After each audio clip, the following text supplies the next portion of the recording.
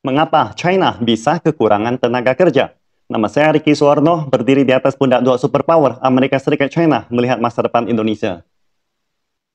Sekarang, pemandangan aneh telah muncul di pasar sumber daya manusia di China. Di satu sisi, China memiliki populasi 1,4 miliar terbesar di dunia. 800 juta diantaranya adalah angkatan tenaga kerja aktif. Di sisi lain, banyak industri mengalami kekurangan tenaga kerja yang sangat serius, seperti supir truk, babysitter, pekerja pabrik, satpam, dan lain-lain. Kekurangan tenaga kerja di industri ini mencapai lebih dari 30 juta. Apalagi di pabrik-pabrik, sekarang pekerja utamanya adalah mereka yang lahir di tahun 70-an dan 80-an. Sangat sedikit yang lahir di tahun 90-an. Statistik menunjukkan banyak perusahaan manufaktur tidak memiliki tenaga kerja anak muda yang datang melamar, meskipun pabrik-pabrik telah menawarkan gaji yang besar. Akibatnya, banyak netizen asing terkejut mengapa negara terpadat dunia seperti China bisa kekurangan tenaga kerja. Bukankah ini suatu hal yang aneh? Bahkan walaupun sebagian anak muda datang bekerja di pabrik, mereka akan berhenti setelah beberapa bulan kemudian. Mengapa pabrik-pabrik saat ini tidak dapat mempertahankan tenaga kerja anak muda?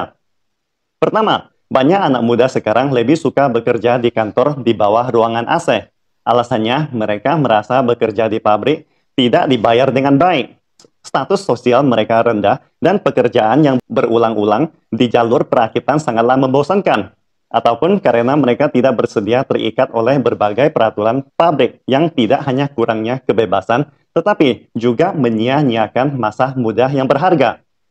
Oleh karena itu, jika anak-anak muda di China tidak dapat menemukan pekerjaan kantor, mereka lebih suka menjadi tukang jemput atau kurir delivery guy yang jauh lebih bebas daripada bekerja di pabrik, dan dengan penghasilan yang lebih bagus juga.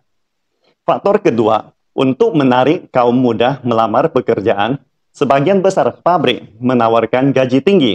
Tetapi begitu mereka bergabung dengan pekerjaan, gajinya jauh lebih kecil dari yang dijanjikan pabrik sebelumnya. Atau jika mereka dapat memberikan gaji tinggi, itu pun karena Anda harus bekerja lembur untuk mendapatkannya.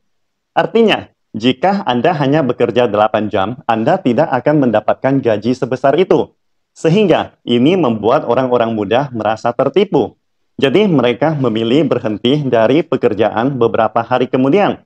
Seiring perjalanan waktu, meskipun pabrik-pabrik ini memasang posting pekerjaan bergaji tinggi, para kaum muda ini tidak akan mudah percaya lagi.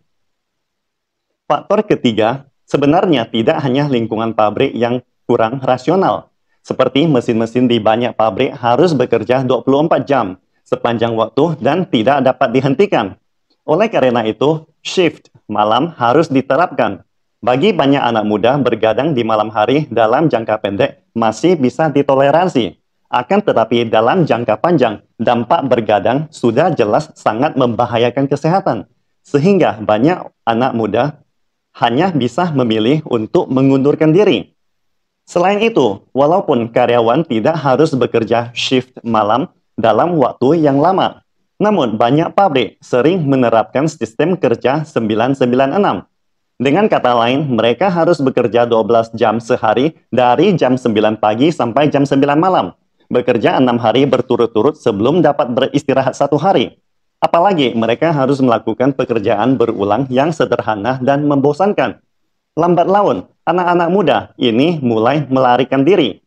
Faktor keempat, ada sebagian pengusaha sekarang mengeluh tidak bisa merekrut pekerja terampil yang cocok. Alasannya mereka tidak kekurangan pekerja umum, namun yang kekurangan adalah pekerja terampil yang terlatih. Lalu, mengapa pengusaha itu sendiri tidak mengembangkan bakat teknis mereka dari pekerja umum saat ini?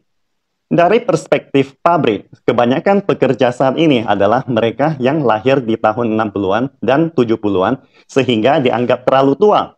Akan tetapi bagi mereka yang lahir di tahun 90-an, perusahaan tidak berani melatihnya. Karena sebagian pabrik bos takut setelah mereka menghabiskan begitu banyak upaya untuk melatih mereka. Anak-anak muda ini akan mencari pekerjaan lain yang jauh lebih baik ketika mereka terlatih. Jadi sebenarnya sekarang yang paling kekurangan di pasar perekrutan adalah pekerja terampil. Yang paling ideal adalah pengusaha pabrik dapat merekrut talenta berkaitan yang dapat langsung ditempatkan ke dalam lini produksi segera, daripada menghabiskan lebih banyak upaya untuk melatih mereka. Oleh karena itu, tidak peduli seberapa besar populasi China atau suatu negara, perusahaan manufaktur masih akan tetap terjerumus dalam siklus kekurangan tenaga kerja. Itulah sebabnya China berusaha menerapkan teknologi AI robot sebagai pengganti tenaga kerja yang berulang-ulang, berbahaya, monoton, dan membosankan. Pastikan Anda subscribe dan follow akun ini supaya senantiasa mendapatkan info terbaru tentang teknologi terkini AI berkaitan.